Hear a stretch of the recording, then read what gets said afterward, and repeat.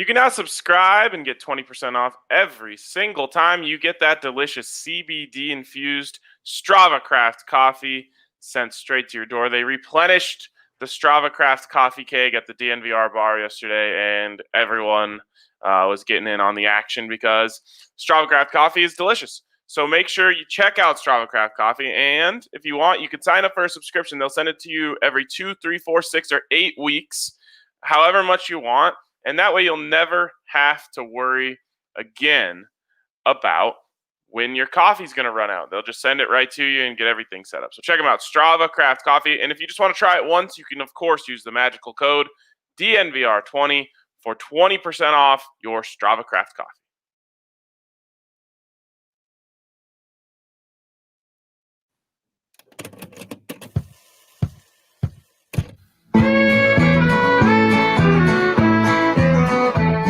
Number one for the one and only DNVR. 2 goes out to Zach, Mace, RK, and the bar.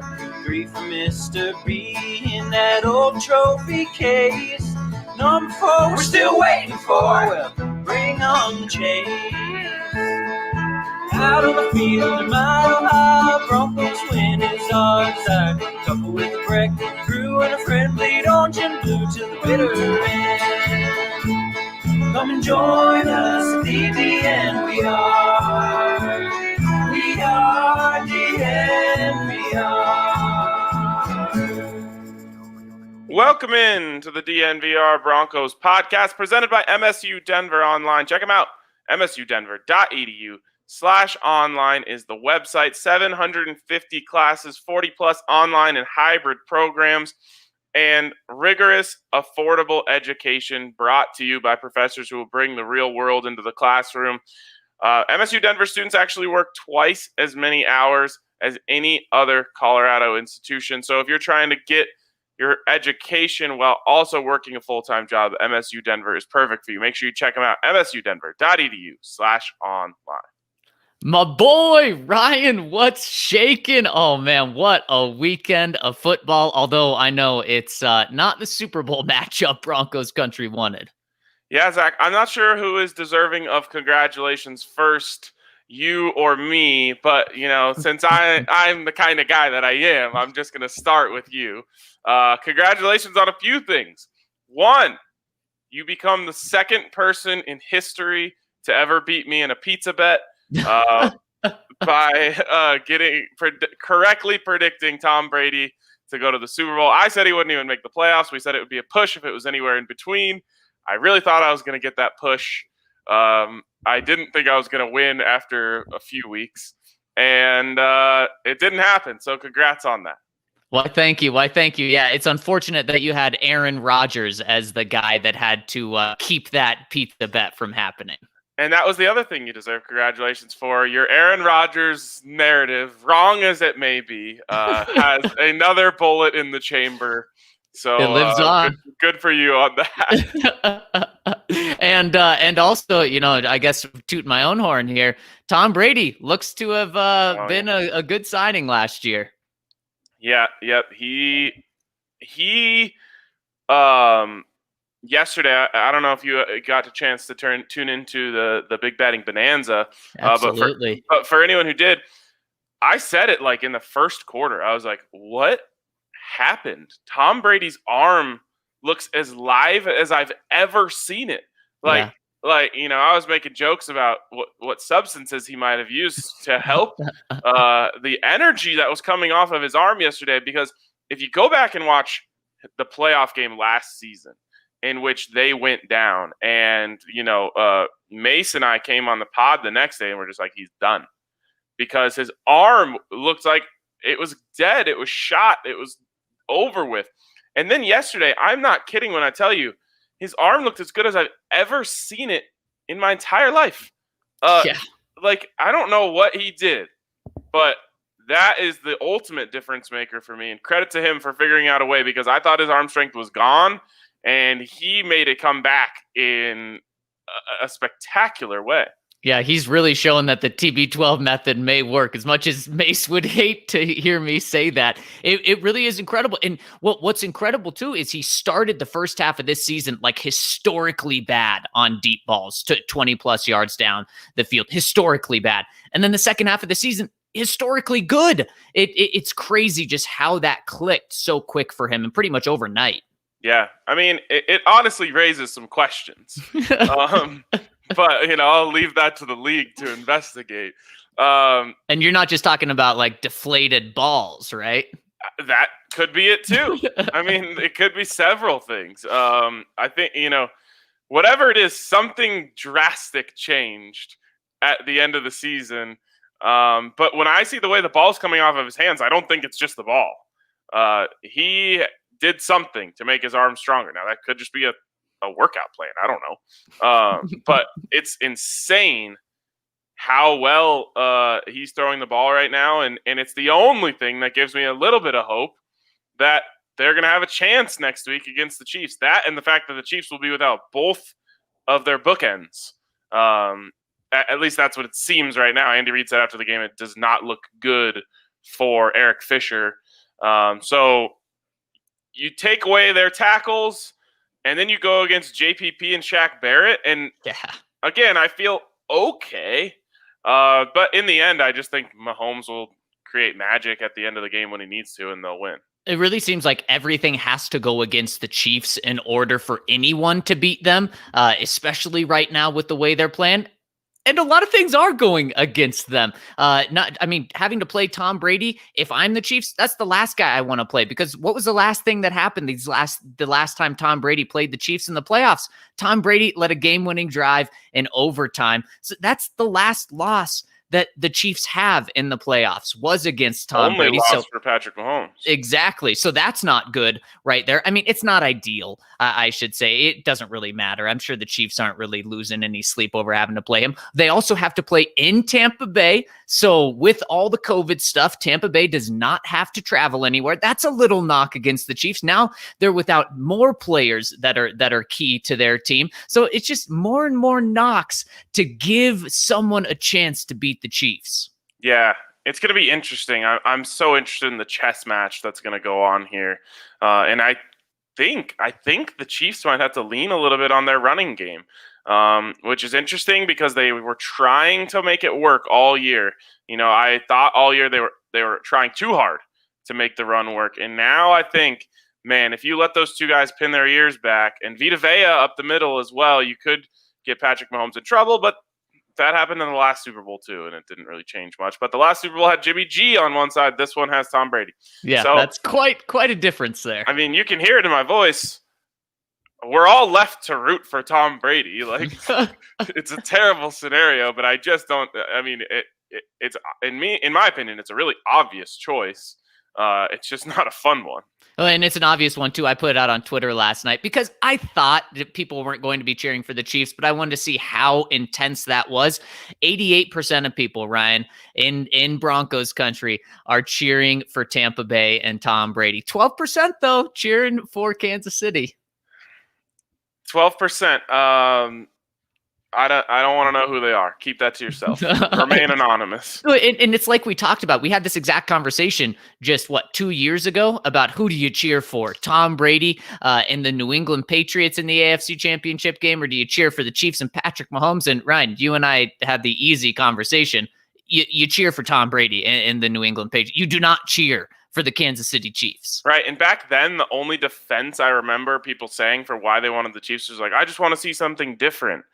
And so now that's not even an option.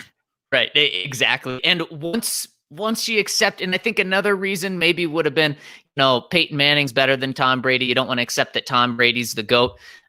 You don't really have a choice now to accept that Tom Brady's the GOAT. So accept that, move on. You don't have to cheer for Tom Brady, cheer for Tampa Bay, cheer for Shaq Barrett. Was he a huge part of that win yesterday? 3 sacks. That was so cool to see. Yeah, that was the difference in the game, in my opinion, was the pass rush. They were able to make Rodgers' life miserable back there, and Brady lived a pretty clean life in his pocket. So congratulations to Shaq going to his 2nd Super Bowl. And heck, who knows? A chance to be the Super Bowl MVP, in my opinion. Yeah. A decent chance. Like, I don't know what the odds will end up being, but it'll probably go to a quarterback. But if not, he's got to be one of the leading candidates, because if they're going to win, it's going to involve some heroic defensive stuff from the Buccaneers. Holy cow. How crazy would that be? A number 58 who's played for the Broncos before, being named Super Bowl MVP as an outside linebacker. Dude, he looked so much like Von Miller on one of his sacks. He even did the exact same stance that Von does at the line of scrimmage, and kind of got that like you don't step, but you just lean at the snap. So right when they snap it, you have that first step. Like, everything about it screamed Von Miller. It was like, man, he must have watched, like, because he doesn't. When he was in Denver, he didn't look anything like Von Miller. No, just in terms of his style of play, and that was like full Von Miller. Like, you could have convinced someone that was a Von Miller highlight. Oh, without a doubt, Von must have been sitting there being so proud. Yep, absolutely. And so Ryan, I have to flip it to you. Did I see that you won some people a lot of money yesterday? Oh, well, that is also that's a bonus. That was simply just a bonus. I actually was trying to jinx the Chiefs. I said I'm putting my entire account on the Chiefs, because whenever you put your entire account on a bet, it definitely loses. And it didn't work. So I was trying to lose the big betting bonanza, and then I won it. It was actually really unfortunate. Worst money I've ever made. But you know what? It makes the Chiefs win a little easier for you. It does. I think I'm going to try the same thing next week. I like that. Got to try. I gotta have to try and do my part. And then you're happy either way. Exactly. No, what I was talking about, Zach, was my second DNVR Madden League Super Bowl championship. How could I forget? You're putting together a little Kansas City Chiefs dynasty here. Well, I think it's more Brady. 3 straight Super Bowl appearances, 2 wins. It's off to a Brady-esque start. So where do you go from here? I don't know. There were some internal conversations about pulling a John Elway, but I just love the game too much. I can't walk away. Oh man, that would be like if Aaron Rodgers just retired right now, except a little different since Aaron would not be going out on top, but you'd be walking away too soon. Yeah, it's true. Exactly. There's more work to be done. Maybe on a back-to-back, that would be the time.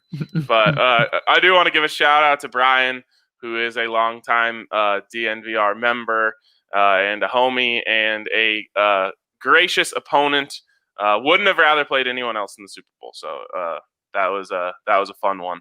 And yeah, I got another ring. I'm coming for you. I'm coming for a ring this year. Got 5 first round picks. Finally got my quarterback, baby. Got Justin Fields. Big trade. Gave away 3 first round picks plus a first round player.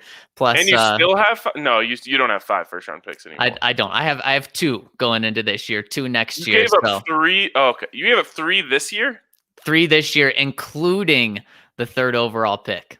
Holy cow. So Justin Fields better be pretty good. I mean, this was a Deshaun Watson trade we're talking about. I was going to say, and I actually traded Deshaun Watson, which led me to a Super Bowl, which got to be good news for Texans fans. Yeah, Texans have to love that idea. I mean, if they can pull off Deshaun Watson for Josh Allen like I did, then I think they'll be in good shape. Boy, what'd you think of Josh Allen last night? Oh, man. Just too early for him. Too early. Yep. It was my biggest worry heading in, and I just thought, oh man, like there's a chance that this moment is just a little too big for him, and like it happens. It happens. This happened to Patrick Mahomes. Now Patrick Mahomes was insane in the game that he lost to Tom Brady, but I believe he made a couple mistakes in that game, if I recall. So it just happens. The first time you're there on that stage, you're bound to make a couple mistakes, and he tried to do a little too much. I think he took like 3 sacks for 47 yards. Boy, yeah, those were bad. Though, and those just hurt so much. And again, it's just him trying to do a little too much. He wanted it a little too much. But he'll be back. He'll be back. Yeah, he's fine. The Buffalo Bills are totally fine. And Ryan, unfortunately, it just showed how big the gap is, not just between the Broncos and the Chiefs, but the AFC and the Chiefs. So this is an uphill battle, not just for the Broncos, but for every team, even the great one like Buffalo. There couldn't have been a single person that when the Bills went up 9-0 thought like, oh, this thing might be over. Like, no. In fact, that's when I got my action in on that game. I was a little hesitant on Chiefs before the game, but that's when I hit it and turned out to be pretty easy. Yeah, I doubled down at that moment. Again, just trying to keep the vibes because I was like, oh my God, it's working. The bet against the Chiefs, or betting against the Bills, is working. It's jinxing them into good fortune, but unfortunately, I guess I just didn't have enough money in my account to truly shift the forces of the universe. So what you're saying is people need to send you money so that you just have so much money that you're betting on that it changes the universe for the Super Bowl. Yes, exactly. Hit the Venmo, I'll just pour it in, and heck, if they win and it doesn't work, I'll just send everyone their money back. Wow. Very generous of you. Yeah. Okay. That is the news of the weekend from an NFL standpoint. But from a Broncos standpoint, there are multiple bullet points on the news of the weekend. And we'll start with the one that I think we can probably move past the quickest before we really open up a scenario that I find to be pretty attainable. So it starts with Aaron Rodgers, who before this week's game said that his future was a beautiful mystery, which very poetic of him. He should stick to poetry, not football. And after the game said that he's got some things to think about. He wants to step away for a little bit, have some time. I'd say that maybe he said wants to talk to his family, but he doesn't do that. And so I think there's a chance that Aaron Rodgers doesn't play in Green Bay next year, a slim chance. And Adam Schefter came out with a report this morning in which he said, while they have him, quote unquote, under control for the next 3 seasons, he possesses all the control because he can just say, trade me or I'll retire. Which, wow, what a terrible way to end a pretty darn good legacy for him in Green Bay. I mean, I assume he's very beloved in Green Bay. And that would go out the window pretty quick, especially since, everyone else that's not in Green Bay has been talking about his character for how many years now. Right. And that, Green Bay fans would flip on their take on that in a heartbeat if he says, trade me or I'll retire. So again, I don't know how likely it is, but I think it's on the table. So that's already a slim chance, in my opinion. And then for him to then get traded to the Broncos feels also very slim. And the two names that Schefter brought up this morning were the Rams, because he has a house in Southern California, and the 49ers because he went to school at Cal and obviously is very familiar with the Bay Area. Which both of those teams would become instant contenders with that addition. Instant contenders to the NFC Championship game. Yep. Yep. Yeah, I mean, Tom Brady now has as many NFC Championship trophies as Aaron Rodgers. How about that? It's crazy. Also, one more feather in the cap for Tom Brady, just because I saw it and it's a ridiculous stat. Tom Brady has been to the Super Bowl in 47% of his seasons in the NFL. Steph Curry shoots 43% career from 3. So it's more likely for Tom Brady to make it to the Super Bowl than it is for Steph Curry to make a 3-pointer. That is absolutely insane. And Steph is one of the best to ever do it. The best to ever do it. Oh my gosh. In my opinion. So it's just unbelievable. But yeah, I mean, obviously the 49ers already been to a Super Bowl with Jimmy G. And you can't even deny that Aaron Rodgers is a lot better than Jimmy G. So They would be scary. Obviously, the Rams already have arguably the best defense, or one of the best defenses in the NFL. So adding him would be scary. Obviously, Sean McVay and Aaron Rodgers is a scary thought. So those are interesting. It just seems like it would be weird for him to end up in Denver. And I agree, unless he just straight up looks at the weapons and kind of does a Peyton Manning saying, I want to go where the best weapons are. And it's easy to make the case that Denver's offensive weapons are the best. Now, he would be coming to a worse situation. He'd be coming to a team with the worst record of probably any team that would acquire him. But I agree with you, probably a stretch to say that Denver would be a favorite in that sense. But Ryan, since we're talking about him, what are we talking about in terms of trade? Because you also heard Matt LaFleur after the game come out and say, hell yeah, Aaron Rodgers is going to be on our team next year. No way he's not. So clearly Green Bay's just not going to give him away, and they don't want to move on from him. But let's say Aaron Rodgers does that situation, says trade me or I'm retiring because I don't want to play for a coach that's not going to be aggressive and an organization that's going to draft a quarterback in the first round when I believe I'm still in my prime. Then what does that do for his trade value? Because, I mean, he is still Aaron Rodgers. He is still a guy that's going to, light up the regular season. I don't know. At least 2 first-round picks. And I start there just because the Packers obviously wouldn't have much leverage. So that's where I start. And because he is 37. That's the knock on him. Right. That's up there, man. I mean, it doesn't show in the way he plays, honestly, except for maybe the fact that he didn't take off on that third and goal. I thought, man, he had an opportunity to get at least 4 yards, least 4 yards. And at that point, it makes it a lot easier decision for Matt LaFleur to go for it. Yep. And I'm sure that's the conversation that Matt LaFleur at least wanted to have with him after the game. And then I said on the Bonanza, I was like, he could have had a John Elway moment there. Yeah, exactly. Exactly. You're 100% right. If you put your body on the line, Aaron, come on. And what John Elway was 36? Yep. Yeah. So, he could have had his helicopter moment. Yep. A legacy changing moment. I truly believe that. He puts his body on the line there, leaps for the end zone, gets crushed and scores, and they end up winning that game. That would be remembered forever.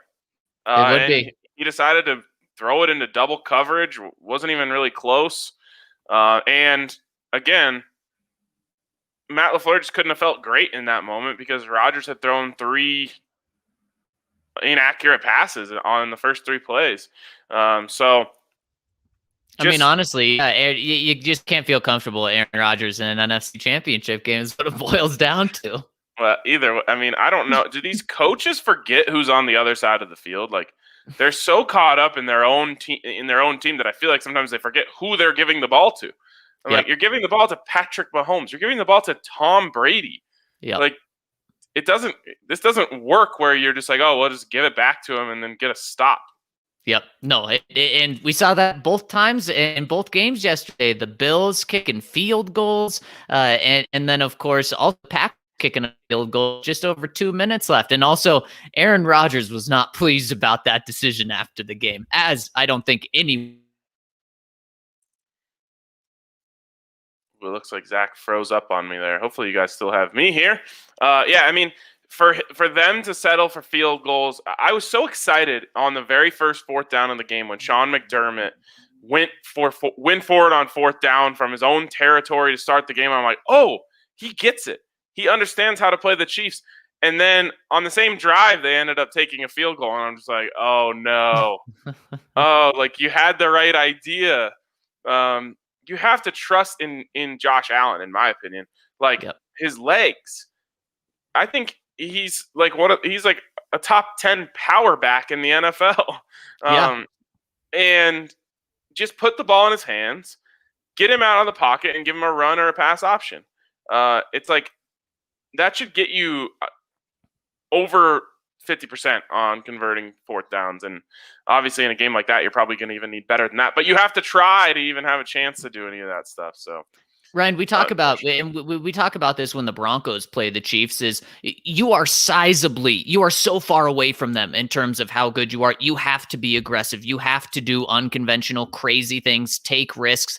The Bills are also far away from the Chiefs, not as far as the Broncos, obviously, but you have to have that mindset, especially when you're playing in KC, especially in a win or go home type of game. And I thought, like you said, I thought the Bills were going to have that mindset all game after going for it on fourth down, which I absolutely loved. And then they just didn't. And that's what happens when you don't.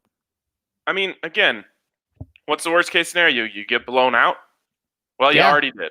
Right, exactly. Even spotting them not. I'm so sick of seeing teams worry about losing by more rather than worrying about winning. Just try to win. I think that's also something that Tampa Bay has. I think Bruce Arians and Tom Brady will be ultra aggressive in the Super Bowl. I don't think I have a feeling they won't come out like that because I think they believe in their defense. But I think if push comes to shove, they'll put it out on the table and say, all right, well, this is our path. We got to do it. And let's say they're up 6 with 4 minutes left around the 50-yard line and they have the ball. I think they would go for it. Yep. I think so too. 1. I think they would go for it. And why would you not? If you're Bruce, you have Tom Brady. And so you absolutely do. When you play them, you assume every drive ends in a touchdown if you give them the ball. So you have to approach all situations as, okay, if we give them the ball, they're scoring a touchdown. How does that affect our chances of winning? Right. Yeah, absolutely. This game, the over-unders are going to be high, but this game, the over could easily hit. Oh yeah, it could be like the national championship. Okay, so we can move past Rodgers. I really don't think that's an option. We've talked at length about Deshaun Watson, and I think that's the second most likely option here, and still a little bit of a long shot. And then the news comes out this weekend that the Lions and Matt Stafford will part ways this offseason, something that I spent the entire season on this podcast saying I just don't think is going to happen. Well, Dan Campbell and that new staff wants to start fresh, wants to start from the bottom up. And so 32-year-old Matthew Stafford is available, and the Broncos are already the second most likely team to land him per DraftKings Sportsbook and per Peter King, who said the Broncos, he believes, could either trade 2 second-round picks or Drew Lock and a second-round pick to the Lions for Matthew Stafford. And Zach, I've been lukewarm at best on the idea of acquiring Matthew Stafford, and mostly because I wasn't even entertaining it as that much of an option. But I like both of those deals for the Broncos, and it's definitely an upgrade. Now, there are stats that you can point to that are not good for Matt Stafford. The one that I saw this morning, I can't remember who tweeted it out, but there was a stat on who threw the least accurate passes from clean pocket in 2020, and Matthew Stafford was behind Drew Lock. Both were at the very bottom of the ranking. So I'll listen to a case that you say Matthew Stafford is trending backwards, Drew Lock is trending upwards. It's not enough of an upgrade, and Drew Lock still has a high ceiling, and I believe in that, and I understand that take. But at the same time, I could definitely see a scenario where George Paton says, "Sorry, Drew Lock's not going to get it done for me. I'm not as big of a fan as you are, John, and I am a really big fan of Matt Stafford. I've been playing him for years, and I know in the right system and in the right and with the right pieces around him, he's good enough to get us over the hill." And Ryan, I think if John Elway was the general manager of the Denver Broncos, still in the one making final decisions, he's Drew Lock's biggest supporter without a doubt. I think Matthew Stafford, I think the Denver Broncos would be the favorite to land Matthew Stafford. I really think he likes Matthew Stafford, even with his love for Drew Lock. Now, maybe John would want to keep Drew just as maybe he can develop behind Matthew Stafford. But obviously, if you're acquiring Matthew Stafford, regardless of who the GM is, you're saying, yeah, Drew's pretty much done here in terms of being the guy in the future. But with George Paton, he could absolutely do this move. We've seen him trade a first-round pick for a veteran quarterback to bring stability to the position. Now, a little different of circumstances where their quarterback, Teddy Bridgewater, got hurt just before the season began, and everyone thought that the Vikings were going to be contenders, at least playoff contenders, and potentially Super Bowl contenders that year. So they wanted a quick fix, and that's what they did with Sam Bradford. But still, the Vikings traded a first-round pick for him. And Adam Schefter yesterday said it'll cost the Broncos, or it'll cost the team at least a first-round pick to acquire Matt Stafford. So that's how I spent all of yesterday, thinking about this with the Broncos first-round pick. And Ryan, I came to the conclusion, you do it. For the 9th overall pick, that's a ton to give up. I understand. That's probably also the best offer the Lions are going to get, because I think, maybe fair value, what the Lions are thinking is they hope to get around the 15th pick, like an average first-round pick. If they get the 9th pick, that's probably going to be the best offer they get. And here's the reason why you do it. It's a massive upgrade at the most important position in sports. And Ryan, what would you rather have? A great cornerback that you draft at number 9, a great linebacker that you draft at number 9, potentially the second best cornerback in the draft, not even the first? Or would you rather have a massive upgrade at the most important position in sports? And to me, I take that upgrade all the time. And here's where Matthew Stafford is right now. Here's at least where he ranked last year in terms of quarterbacks. Ryan, he was average. He was like, if you look at all the stats, he was like 14th, 13th, 15th out of 32. So just slightly above average. But you know where Drew Lock and the Broncos quarterbacks were? They were at the bottom. So you take a huge upgrade there. But then you're only paying him. You still have a good contract on him. I believe it's 2 years, $43 million. So that's not breaking the bank for a quarterback. And also, Ryan, here's what I like about this. You can do the Alex Smith, Patrick Mahomes with Matthew Stafford. Now, you're probably not drafting a quarterback in the first round this year. You're probably not even doing it next year. But just because you have Matthew Stafford doesn't mean that you can't draft a quarterback in the first round that you really like in a couple of years from now.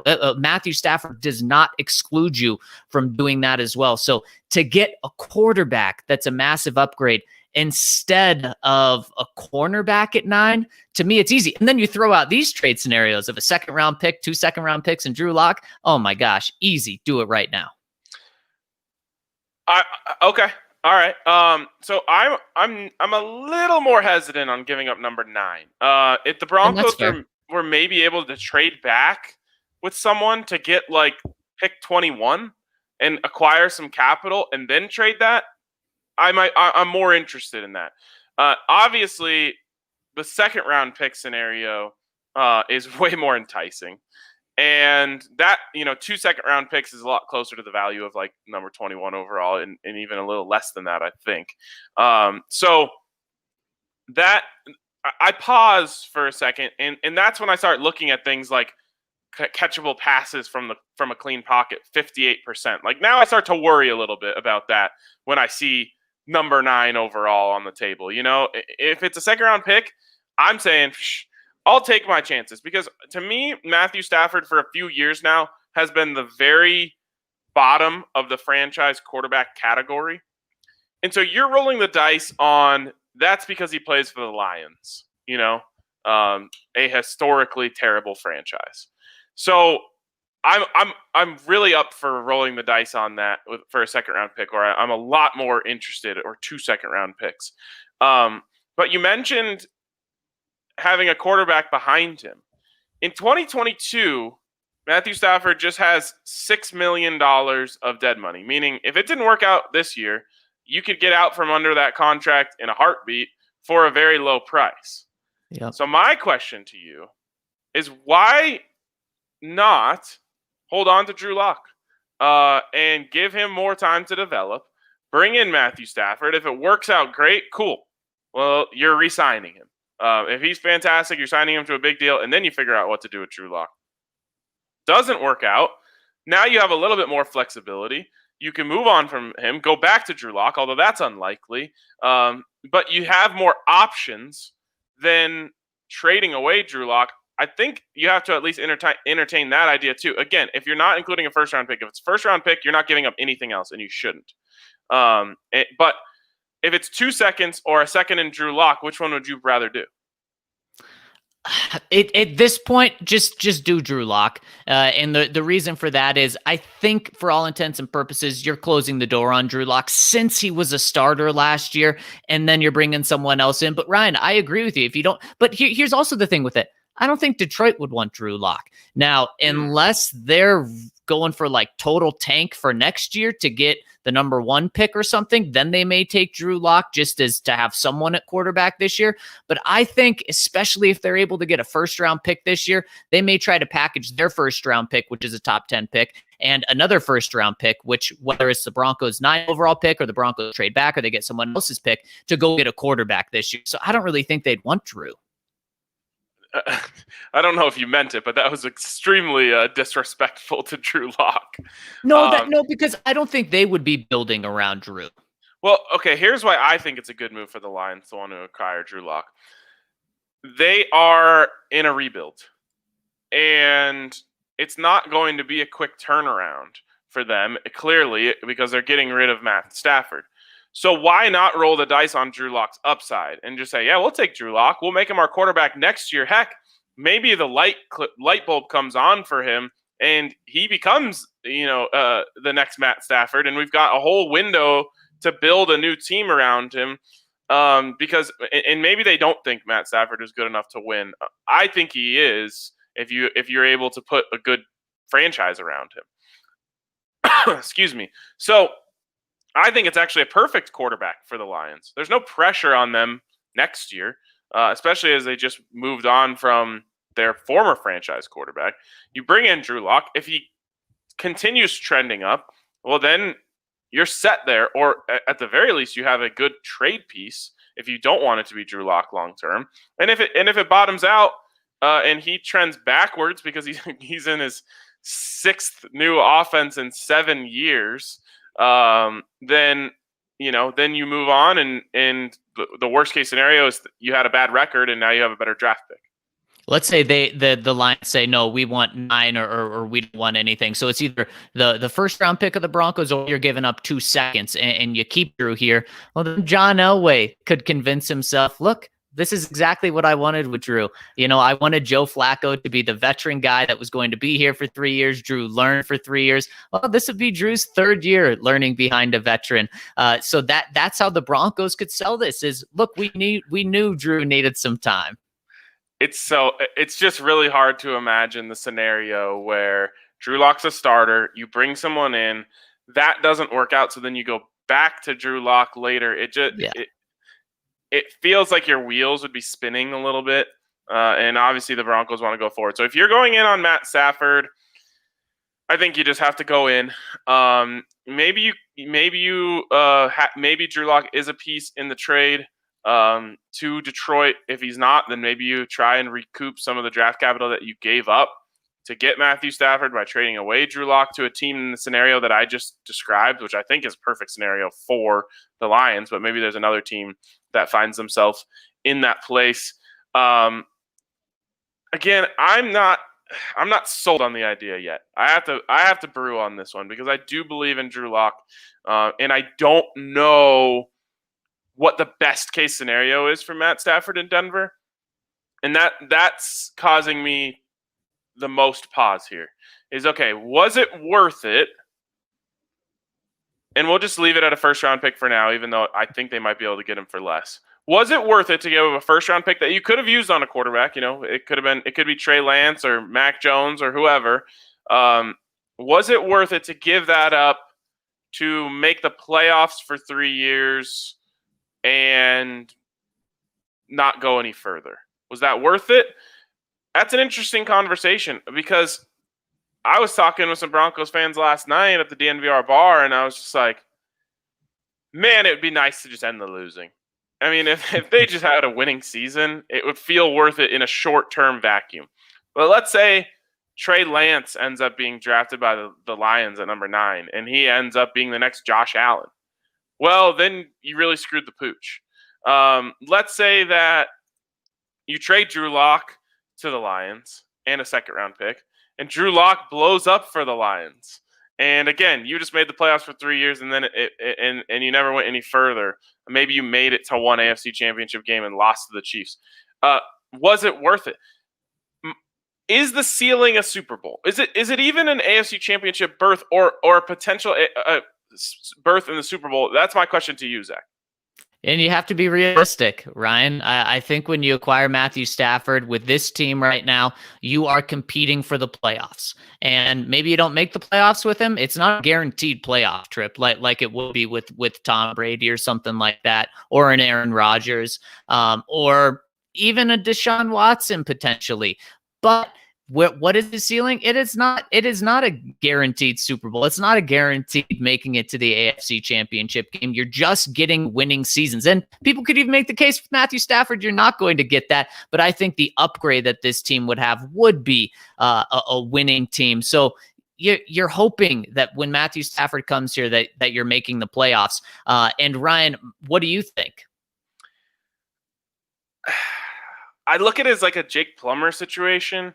And Jake Plummer got them to an AFC Championship game. Now, I think you would have to call that a win if that's where you ended up, if that's what he ended up doing. I think, and we do. We look back at Jake Plummer's career in Denver, and we say that was a successful career in Denver. And especially, when you reach these dark depths that we're in now, you look back and you say, man, you'd take that in a heartbeat. Right. And that's the biggest reason. There's someone in the comments here saying, it's crazy to me that you guys are ready to ship off Drew Lock after essentially 1 year. I'm honestly not. I don't want to ship off Drew Lock, but I have to acknowledge the fact that it's definitely an instant upgrade, or at least very likely an instant upgrade. Again, there's some stats that are damning against Matthew Stafford, but if you watch him play, he looks like a guy who's going to be able to read the field and get the ball to the open guy. And we know that this offense should be very capable of having open players on the field. And so when I was scouting Drew Lock, and I, of course, loved him, 2 years ago when we were at the Senior Bowl, I thought Matt Stafford. I honestly thought, I think you could get a Matt Stafford-esque career out of Drew Lock, maybe even a little better if he ends up in the right scenario. And I still think that. I think that Drew Lock can be Matt Stafford in a better scenario.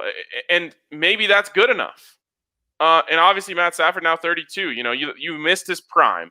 And I think maybe if he would have spent his prime in Denver, he'd be viewed as a completely different guy. And again, that goes back to my commitment this year to think more about fit than just about a player. So how would Matt Stafford's fit be here? I think it's a great fit. Yeah, I really think do. so too. I think Pat Shurmur, if he gets the opportunity to get someone's ear, I think he would be pounding the table for him. And maybe that's one of the big reasons why I'm entertaining this idea so much today, is because I think it's pretty likely. I think there's a very good chance the Broncos are in on this deal, and I think there's a very good chance the Broncos make this deal. Yep. And so because of that, I'm starting to think, okay, I could see it. But I am not sold on the ceiling being a Super Bowl. And the way that you have to convince yourself of that internally is by saying Matt Stafford is good enough to score 30 points with our offense, and our defense can hold the Chiefs or whoever it may be under 30 points. And that is a very simplistic way of looking at things, because there's a lot more at play, such as clutch factor and all those things, and who's making the big play in the big scenario. And obviously Matthew Stafford has not made a career of that. So the ceiling to me is probably similar to the Jake Plummer ceiling, which ended up being a berth in the AFC Championship game. And so you ask yourself if you take that, and I think from an organizational standpoint, they would. I think they would. I think they know that they at some point they have to start winning football games again, and I think that they think this is a nice little shortcut to be able to start doing that. And Ryan, I really, really view this as the Alex Smith and the Kansas City Chiefs. Alex Smith got the Chiefs respectable. He got them competing, but they were still the Chiefs. They were still the team that, was never going to win a playoff game at home. And they did it. Derrick Henry beat them in the playoffs with Marcus Mariota as their quarterback for a home playoff game. But the Chiefs were always competitive, especially when they played the Broncos. They were competitive with Alex Smith. Andy Reid and Alex Smith got them back to being respectable and a winning team. And Ryan, in Alex Smith's career with the Chiefs, he went 50-26. That's incredibly respectful. That is bringing the team back to relevance. That's not a Patrick Mahomes stat line by any means. What Alex Smith also did, 65% completion. Last year, Matthew Stafford, 64%. And in his career, Alex Smith had averaged 20 touchdowns to 7 interceptions. What Matthew Stafford is, he's about a 25-10 guy, 25 touchdowns, 10 interceptions in his career. So very, very similar to that. And then what I'm saying is, by saying this, unfortunately, Brian, the Broncos are in this position where they are many, many steps away.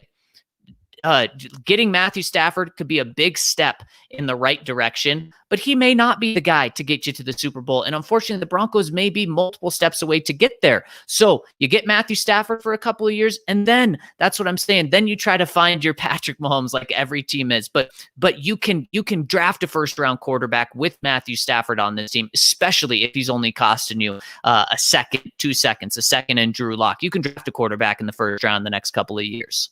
Would you do it as soon as this year if you didn't have to trade your first round pick for him? So you trade Drew Lock in a second, and man, and then you take. I'm trying to think of who. Honestly, Trey Lance, right? Trey Lance to me is the most exciting quarterback that you could get at number 9.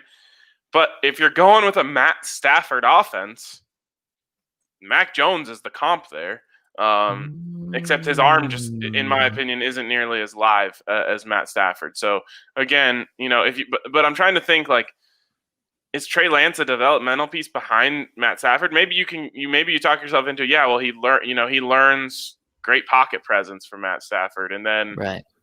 He adds his incredible athleticism to that. I think you have to be a little more patient than that. And someone in the comments has said, Jason here says, kind of hard to be patient when you have Mahomes and Herbert in the same division. I'm not worried about Herbert yet. I think the Chargers just did something really dumb by changing their entire offensive staff. I think that's going to cause them to take a little bit of a step back. Herbert is obviously on your radar, but I don't think you're making moves about Herbert right now. You are absolutely with Patrick Mahomes, and that's enough to make you change everything you're doing, in my opinion. The question is it hard to be patient, or is it easier to be patient knowing you have to get it 100% right? You can't get it 70% right and have a real chance to win the division or win the conference. So maybe it offers you a little bit of time to really figure it out and get it right. And so I think maybe you bring in Matt Stafford, you say, this gives us a chance to compete right away. And after next year or the year after that, that's when you start planning for the future. Obviously, you'd have to sign him up to a new contract at some point, and that's going to be a difficult decision, probably based on his age. So there's a lot at play here, but I think maybe you take Matt Stafford, see how things work out this year, and then start planning for the future after next season. Yeah, and that's a fair route, and one that you can do with Matt Stafford, with how much you'd be giving up with where his contract is. And Ryan, that's the biggest thing to not trade for Matt Stafford in my mind, is if you think that there is your guy there in the first round. And if you think he's going to be there at number 9, then you don't trade for Matt Stafford. If you think he may be there at number 9, well, then you trade a second-round pick and your first-round pick in order to move up to 6 or wherever you need to get in order to get your guy. That's my only reason why I wouldn't trade for Matt Stafford. If he's the only veteran available that you can get, let's say Rodgers and Watson are off the table. If you don't think that there's your quarterback that you love there, that's going to be there in the draft, then you make this trade for Matthew Stafford. Oh boy, I think it's about to get really interesting around here. We're gonna have plenty more to talk about when it comes to Matthew Stafford. There's so many, but what if this, but what if that we'll go over in time here. But we have gone very, very long here in our first segment of the day. So we're going to move on to the comments on the podcast side of things. You can catch that anywhere you listen to podcasts. Just search Broncos will be the first thing that comes up. But for now, on the live side of things, that's going to wrap it up. Great comments, great conversation. We'll see you on the podcast side.